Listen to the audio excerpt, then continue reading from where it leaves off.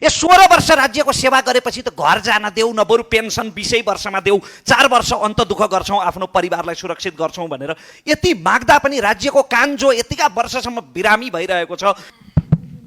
सम्माननीय सभामुख महोदय, हामीलाई पाइला पाइलामा सुरक्षा चाहिने, तर स्वयं सुरक्षाकर्मी नै असुरक्षित भएको चिन्ता कसले गर्ने? 24 घण्टा दिनरात ज्यानको जोखिम लिएर लेफ्ट राइट गर्दा पनि तलबले जान पाल्न पुग्दैन। 15 वर्षसम्म प्रमोसन हुँदैन, मान्छे डिप्रेसनमा जाँदैन। अहिले नेपाल प्रहरी र सशस्त्र प्रहरीका जवानहरूले धेरै ठुलो कुरा केही मागेको होइन। Extreme energy drink.